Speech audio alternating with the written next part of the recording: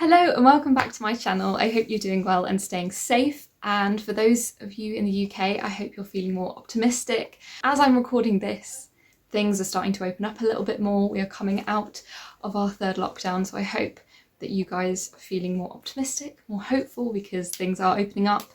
The sun is shining a bit more now, spring is coming and summer is on the way. So I hope that you're all feeling a little bit more optimistic from what has been a very, very difficult and unprecedented time. Today's video is going to be a bit more of a chatty one, and I don't really like doing chatty ones because I've spoken about these before because it takes so bloody long to edit. If truth be told, I don't think I've been honouring my faith, and I don't think I've been honouring myself through this time at uni, and I think I've definitely shied away from talking about my faith when it is a massive part of me. I mean, it is the biggest part of me. I wouldn't be here were it not for my faith.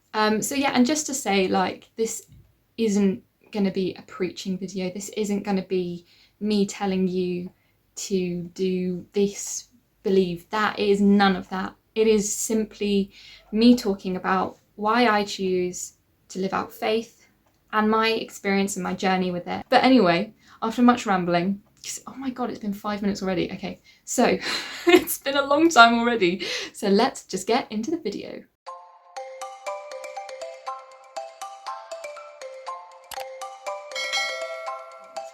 So when I'm talking about faith, I am talking about Christianity and being a Christian.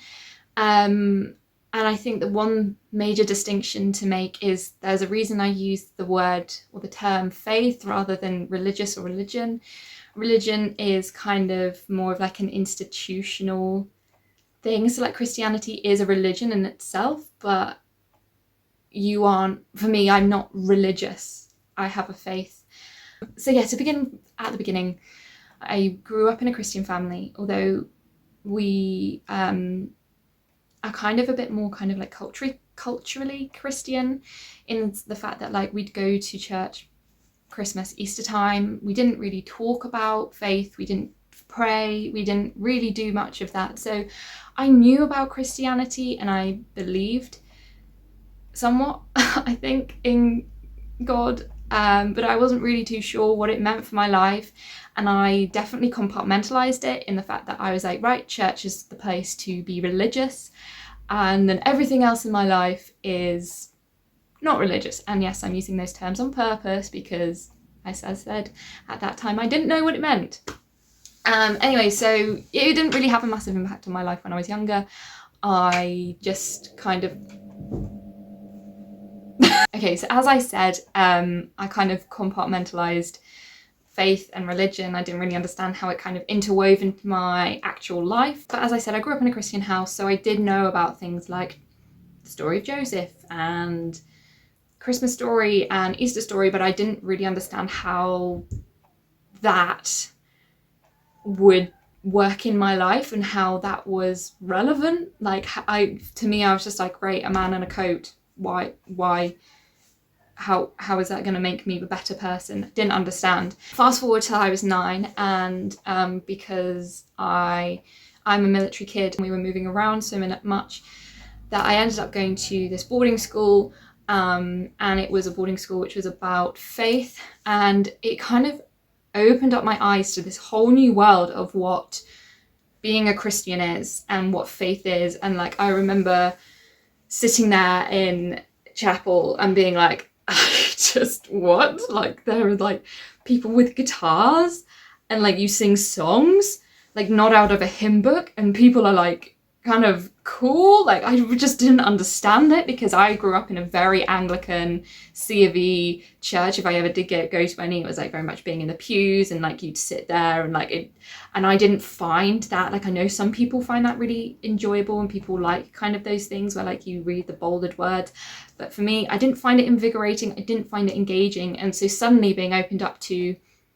you can sing songs with a guitar and a piano rather than an organ and a hymn book, it was just crazy to me. And I was like, wow. And I remember for like 2 or 3 years, it was really incredible and I wanted to get to know it. But then year 7 hit and I was obviously like the coolest person. So between like year 7 and year 9, I just completely rejected anything to do with faith.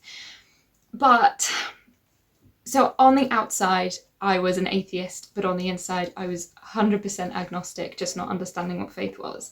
So, whoa, we've got some terms here. Let's go through these. Atheist or atheism is the belief or idea that you do not believe in any kind of religion or faith or idea of a god of any kind.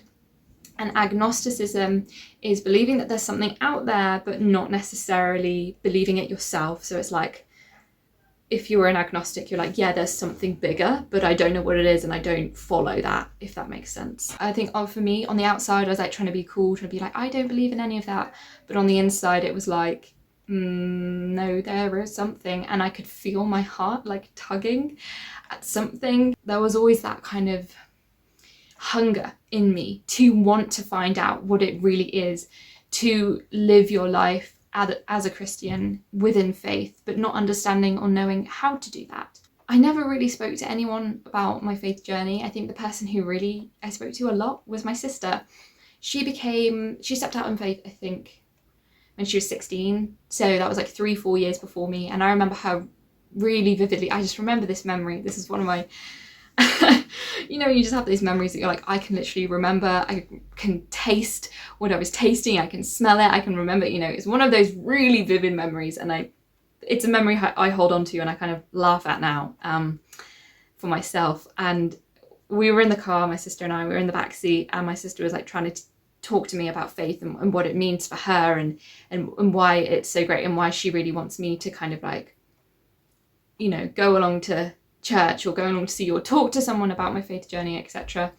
And I remember distinctly saying, I do not believe in it and I will never believe in it. And as I said that, there was like a voice in my head that kind of laughed at me and was like, but you know that you're going to go to faith. Like, you're like, somehow, somewhere, you don't know when, you don't know how, that statement is not true, because you know that there's something out there and that eventually one day you're going to step out as a Christian and be honest. Yeah, it was kind of crazy, because I do remember at that time, like, however much my head wanted to tell me that I didn't believe in it, my heart was always there to pull me back. And I always kind of, people always tell you to trust your gut, and I was definitely trying not to trust my gut, but it was one of those things that was just like, I can't get away from this. This is clearly something that's pulling me. It was so funny because I didn't think it was going to happen quite so quickly, but within 6 months, I remember my school was doing like this confirmation and baptism thing. The deadline to apply had gone like a week ago, and I remember like I'd never really spoken to people about my faith, but I remember like sneaking in to Christian Union services that they were doing, or like going along to Bible study and like pretending I was just there for the snacks, or you know, just like pretending not to listen in chapel, but like genuinely like hanging off every word. And I never spoke to anyone about this. It was more of just like an internal kind of battle that I had between like trying to act on the outside as this person who didn't care about it because I thought it was cool, but then secretly on the inside, my heart was yearning for it. So I remember distinctly, it was on a Sunday morning, and I remember lying in bed in my dorm at school, and I remember thinking, oh, I should have gone for that. I should have just applied for this baptism and confirmation of faith. I should have done it, and I didn't. And I'm silly because I know I believe in it, and I know that's where I need to go and what I want to do. And as I was thinking about this, and it was sort of going over and over in my head, and I was just lying in bed thinking like, oh, this is so annoying. My friend, who was in the opposite dorm to me, came in, and she was getting baptized, and she said, Lou, I was reading my Bible this morning and I saw this verse and I thought of you. She was really nervous to give it to me, and then I was like, thank you. Like, not really knowing what to do. And this was the verse, and it's 2 Peter 1:10. And it says, therefore, my brothers and sisters, make every effort to confirm your calling and election. For if you do these things, you will never stumble, and you will receive a rich welcome into the eternal kingdom of our Lord and Saviour, Jesus Christ. Whoa. I mean, if that isn't a coincidence, I was shocked. I was blown away. I was like, I haven't told anyone. I haven't told my sister. I hadn't uttered a word about this to anyone. And it's telling me to confirm my calling. And to me, it was just like, that is, at that point, my doubts ceased in that moment. And I was just like, do you know what? That isn't a coincidence. That isn't a magic trick or anything like that. That is faith. And that is something that God is speaking through someone else to me. And I couldn't ignore it. And at that moment, I just had to get confirmed, because I was like, that's it. That is my sign. I've got to do this.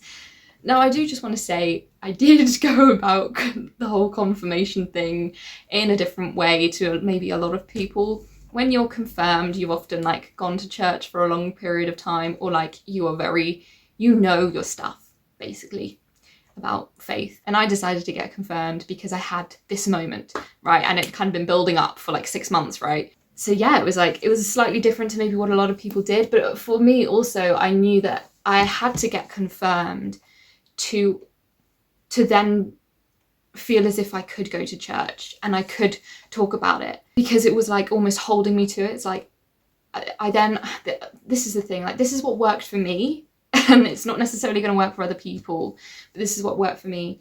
By being confirmed, I was then like, right, I have to go to church, I have to go to see you, I have to go to Bible study, because I've got to act on what I've said. Like, you know, I'm the kind of person where like, if I'm committed to something, I'm going to commit to it 110%. And that's what I wanted to do. And so for me, confirming was me firstly stepping out and saying, that's it. I'm not going to pretend anymore, but also hi, I'm going to come along. I'm actually going to learn about this. And I'm going to put that faith that I have in me into something that's like theologically correct, but also learning about the ins and outs of it. So I think, in a way, the beauty of my story is that I knew nothing about theology. I knew nothing about what it was in practice to be a Christian. But what I knew was this hunger and this faith and this doubtless love and peace that I had in me, that I had to act on. And in a way, that's at the heart of, for me anyway, that's at the heart of what my faith is.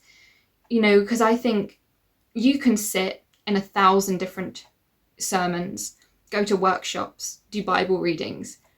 But at the end of the day, if your heart truly loves it and truly wants to be in a relationship with Jesus, then that's the difference between someone knowing every single thing there is to know about theology and, you know, the specifics of the Bible, to someone having a faith, I think.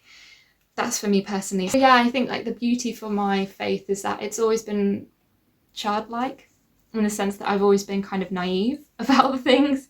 And I've been told that like naivety is one of the things that I've been told so many times. It's really weird. It's like one of those words that like just keeps coming up when people speak to me, or you know, they'll just give me a word.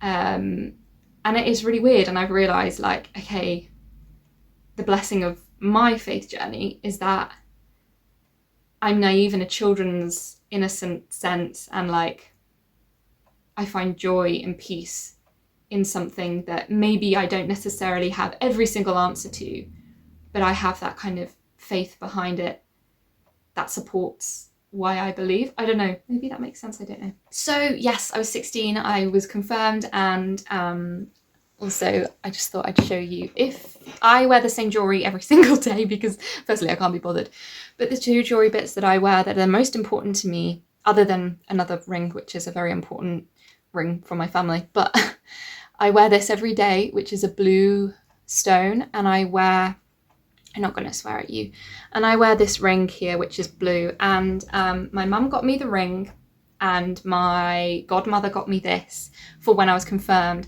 And so these 2 things are just the most important pieces of jewellery for me to wear on an everyday basis. I rarely take them off. And for me, it's like my heart and my hands are full of the love of Jesus. So I stepped out in faith, I showed up, and that was when I was 16, and then I'm almost 21 now, so it's been, what, 5 years? Yeah, 5 years. So it's been simultaneously the most challenging but the most rewarding period that I've been through. And I think one thing to say is that when you become a Christian, or when you sort of step out in faith, it doesn't suddenly make things all better. it doesn't suddenly mean that your life is perfect and easy. And in fact, it's completely the opposite. You're still a human. You're still someone who messes up. And just as coming to faith isn't linear, so is staying in faith not linear. And yeah, I've had peaks and troughs in my faith journey. There's never been a moment where I've doubted my faith in terms of like, I have never doubted that there is a God since coming to faith. I've never doubted that Jesus isn't there walking side by side with me. But I've definitely felt closer and further away, either to do with me and the fact that I feel like I haven't been stepping up to the plate, or I've purposely kind of tried to put a wedge in between my relationship and God, my relationship and Jesus, because I'm too busy to go to church, or I don't care anymore at this moment in time, I've got other things on my mind, or I just can't be bothered, I don't have the time. But also there are definitely times where you think, why isn't God speaking to me? Why isn't he saying anything? I need him now. Like, why isn't he coming? And, you know, those have made you feel far away from God as well. And that's kind of an incredible place to be, and to like keep reminding yourself, even in the hard times, like, whatever happens, I know he's there, even if it feels like he's not speaking to me or I feel alone. But yeah, it's nice to know that he is there. Hello, so this is Editing Lou. I want to stop this video here because I have a whole nother 25 minutes worth of video footage and I've barely cut out anything from this last one. I don't really want to cut out much in this because I think it's a really important story and it's something that I really want to make sure that I like get across fully. I don't want to be like cutting corners, which I can do in my other videos. So I think I'm going to make this into 2 parts. So this is the end of part 1, which is kind of like my journey to faith. And then the second part will be a bit more about like where I am now, what I've been through sort of during the pandemic, and then any kind of things I've learned and like my tips and tricks type of a thing of like what I find useful, what I use to kind of keep my faith going and other stuff like that. So this is the part 1 end for my initial story of coming to faith. So yeah, I hope you enjoyed this, and yeah, hopefully part 2 will come out soon. Bye!